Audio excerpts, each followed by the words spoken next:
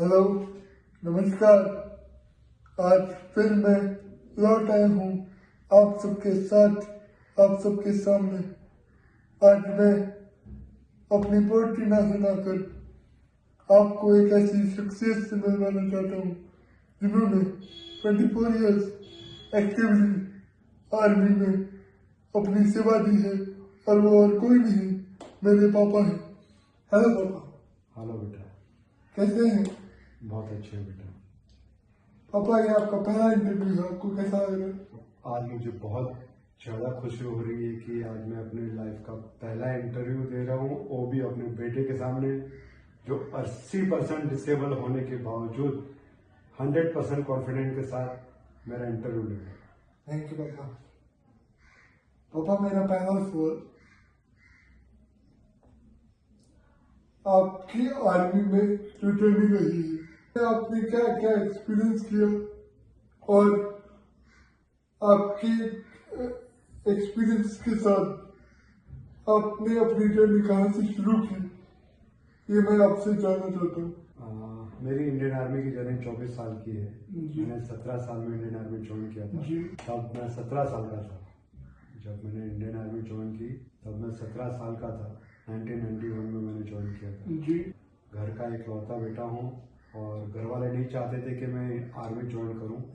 वो चाहते थे कि मैं पढूं और आगे पढूं, बट 12th साइंस में फेल, स्ट्रीम में फेल होने की वजह से मैं भी डिप्रेशन में आ गया था। तब मैं सोच रहा था कि अब कैसे होगा, क्योंकि अपनी इमेज स्मार्ट बंदों में नहीं थी, लेकिन हम इतने डल भी नहीं थे।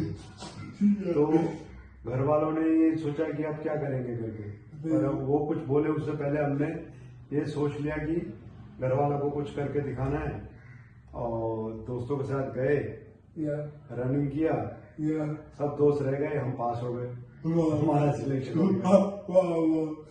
That's great, that's great. So पापा, आपने अपने सिलेक्शन के बारे में बताया, तो आपकी पहली पोस्टिंग कहाँ थी? मेरी पहली पोस्टिंग थी जोरहाट में। जोरहाट, जो यहाँ से जाने में हमको 4 दिन लग जाते थे। तब 4 दिन लग जाते थे। अब कैसे वहाँ से ट्रेन से जाना पड़ता होगा? हम लोग यहाँ से जाते दिल्ली, और दिल्ली से दूसरी ट्रेन पकड़ते, नॉर्थ ईस्ट ट्रेन पकड़ते, और नॉर्थ ईस्ट पकड़ने के बाद वो हमेशा लेट ही रहे। हाँ, वो शेड्यूल उसका सिंगल ट्रैक था, तो ट्रेन हमेशा लेट ही रहने की वजह से हम लोगों को बिफोर टाइम ही यहाँ से घर से निकलना होता था। टाइम से पहुंचने के लिए हमको बिफोर टाइम निकलना पड़ता है यहाँ से, घर से।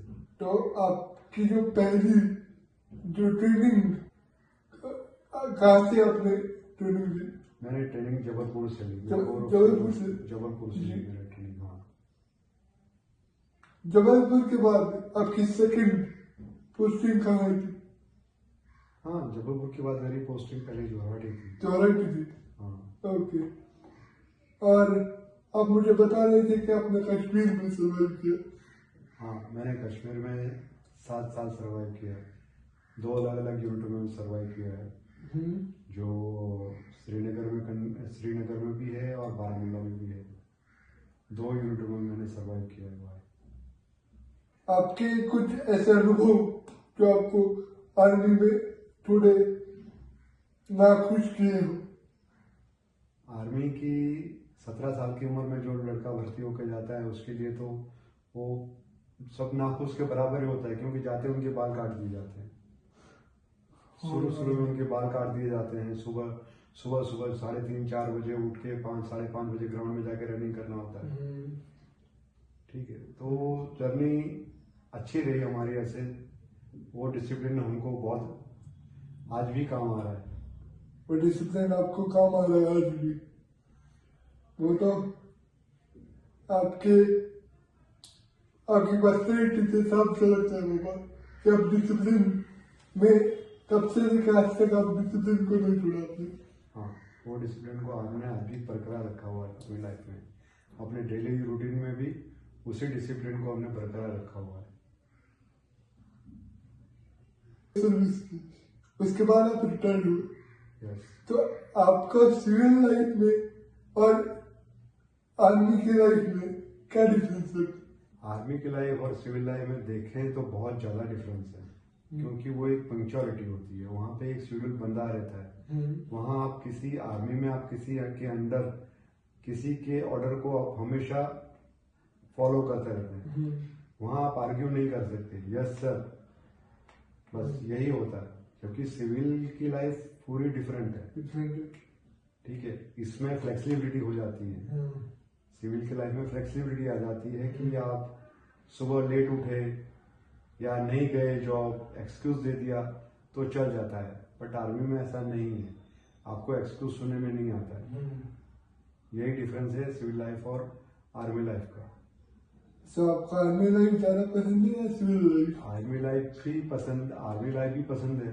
हाँ, अगर हम अपनी लाइफ को चेंज करें, मतलब आर्मी और सिविल को थोड़ा कंबाइन करके जी ले, एक अच्छे से, मतलब अपनी कुछ आदतें अच्छी तरह से डाल लें अपने में, तो आर्मी लाइफ मतलब अपना रूटीन कंफर्म बना ले कि हमने इस तरह से लाइफ जीनी है, तो बट दोनों को कॉम्बिनेशन करके हम बहुत बेहतर लाइफ जी सकते हैं। बिल्कुल सही। बाबा, अपने सिग्नल कोर से अपनी सर्विस की, अब सिग्नल कोर में थे, तो सिग्नल कोर का वर्क क्या होता है? हमारी कोर का काम होता है कम्युनिकेशन प्रोवाइड करना। कम्युनिकेशन प्रोवाइड करना, मतलब जो भी आगे फ्रंट में वॉरियर जो हमारे लड़ाई सैनिक लड़ रहे हैं, इन्फेंट्री के, आर्टिलरी के, या जो भी हमारी बटालियन से होती हैं, उन सबको कम्युनिकेशन प्रोवाइड करना हमारा काम होता है। क्योंकि उनके पास कम्युनिकेशन हम ही प्रोवाइड करते हैं, वो सैटेलाइट वायरलेस के थ्रू, फिजिकल लाइन के थ्रू, ऑनलाइन थ्रू, मतलब कम्युनिकेशन प्रोवाइड करना हमारा मेन काम होता है। हमारा कम्युनिकेशन प्रोवाइड करना, कम्युनिकेशन प्रोवाइड करना। और अभी आप रिटायर होने के बाद कहाँ पे जॉब कर रहे हैं? अभी मैं रिटायर होने के बाद मैंने बैंक ज्वाइन की है। बैंक ज्वाइन की है, तो बैंक का वर्क ज्यादा हार्ड था या आर्मी की लाइफ ज्यादा हार्ड थी? बैंक का वर्क भी वो देश की सेवा थी, और यहाँ पर भी मैं, जैसे आपने मुझसे पहले पूछा सिविल लाइफ में और फौज की लाइफ, एक यहाँ पे यहाँ पर भी मैं सेवा ही कर रहा हूँ।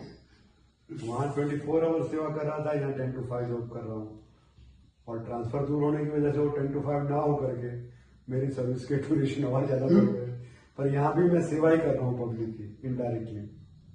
सही बात है। Civil servant, I am civil servant.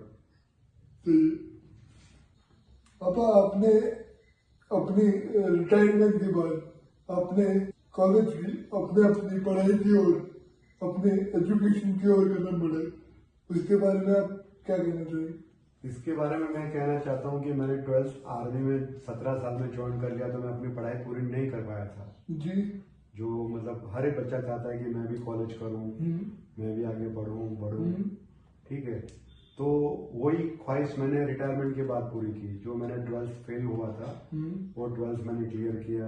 उसके बाद मैंने ग्रेजुएशन कंप्लीट किया, LLB कंप्लीट किया, और मतलब इसी तरह मैं अपने आप को, मतलब अपनी जो दबी हुई ख्वाहिश को पूरा करने के लिए पढ़ता भी रहा, और साथ साथ में जैसे डिपार्टमेंटल एग्जाम वगैरह भी देता रहा, जिसमें मेरा चयन बैंक ऑफ बड़ौदा में हुआ। अभी आप करेंटली क्या कर रहे हैं जॉब के सिवा? जॉब के सिवा तो बस बेटे की सेवा, और घर के अलावा कुछ और कोई एक्स्ट्रा एक्टिविटी नहीं कर रहा हूँ बेटा। और आप फिटनेस में काफी एक्टिव है, तो फिटनेस में आप जनरली क्या ध्यान रखते हैं? फिटनेस में ये है कि जो रूटीन हमारी इंडियन आर्मी की थी, सुबह जो 40 मिनट अपने बॉडी वार्म अप करना है या पीटी करना है, उस पीटी को मैंने आज भी बरकरार रखा है। वो as a part of running हो, पार्ट ऑफ स्विमिंग हो, पार्ट ऑफ वॉकिंग हो, या स्विमिंग भी करते हैं? हाँ, वो मुझे पैशन है, मुझे अच्छा लगता है। तो मैं सुबह 6 से 7 अपने लिए इतना वक्त निकाल लेता हूँ। पापा, मैं आपको एक और चीज पूछना चाहूंगा। आपने कहा कि सिविल लाइफ और आर्मी के लाइफ में ये डिफरेंसेस होते हैं, पर सिविल लाइफ में जो आपको रेस्ट मिलता है, क्या वो रेस्ट एक आर्मी ऑफिसर के लिए सही है या फिर उसको आर्मी में कंटिन्यू करना चाहिए? यही डिफरेंस है ना सिविल लाइफ में। सिविल लाइफ में ब्रेक ले सकते हो, एक्सक्यूज दे सकते हो, आर्मी में एक्सक्यूज नहीं होते हैं। मतलब आपको जो दिया है टास्क वो आपने कंप्लीट करना है, ठीक है। वो वहाँ एक्सक्यूज नहीं चलता है। यहाँ पे हम बंक मार सकते हैं, हम आर्मी में बंक नहीं मार सकते। इसीलिए आर्मी की लाइफ थोड़ी सिविल से ज्यादा टफ है। अरे टफ है। ओके, अब थोड़ा आगे दोनों में चलते हैं पापा। मैं आपको आपकी बेटर हाउस, आपकी धर्म की पत्नी के बारे में पूछना चाहूंगा। उनका नाम क्या है और वो आपके साथ कितने सालों से? मेरी बेटर हाफ, मेरी लाइफ, मेरी जान, मेरी जीवन संगिनी, उसका नाम है विमला। और वो मुझे बहुत अच्छी हैं। और आज हमारी शादी को 29 साल हो गए हैं। 29 साल हो गए, क्या बात। ठीक है, हमने 30 साल से एक साथ कर रहे हैं जी। वो हमेशा मेरे साथ, मेरे हर काम में, मेरे हर डिसीजन में मेरे साथ परछाई की तरह रही है, मेरे सुख में, मेरे दुख में। और वो मुझे हमेशा, समझो, वो मुझे मोटिवेशन भी देती रही है और इंस्पिरेशन भी करती रही है। इंस्पायर भी किया है और मोटिवेशन भी दिया है, क्या बात। तो आर्मी की जो लेडीज होती है बिल्कुल एकदम स्ट्रांग, जो बैकबोन है। आर्मी पर्सन का बैकबोन होता है उसकी वाइफ, क्योंकि आर्मी पर्सन ड्यूटी सिर्फ ड्यूटी करता है जी। पर घर को मैनेज करना, परिवार को मैनेज करना, बच्चों को संभाल करना, वो ड्यूटी हर एक आर्मी की बेटर हाफ ही करती है। तो आपके बच्चे, अभी आपकी एक बेटी है जो जिनका नाम भूमि है और उनका जन्मदिन है आज, तो आप उनके बारे में क्या मैसेज देना चाहेंगे? बेटी को तो मैं हैप्पी बर्थडे बोल चुका हूँ और इस माध्यम से उसको फिर से एक बार विश यू हैप्पी बेटा कहना चाहूंगा। और कैमरा में देख के बोलिए तो उनको थोड़ा ज्यादा सुना देगा। ठीक है, मैं आप बेटी को wish you happy birthday wish करना चाहूंगा और कहूंगा कि बेटा आप लाइफ में हमेशा खुश रहें, जहाँ भी रहे खुश रहे, आबाद रहें। Thank you. आपसे बात करके हमें बहुत अच्छा लगा। थैंक यू आपका इतना भक्ति से टाइम देने के लिए।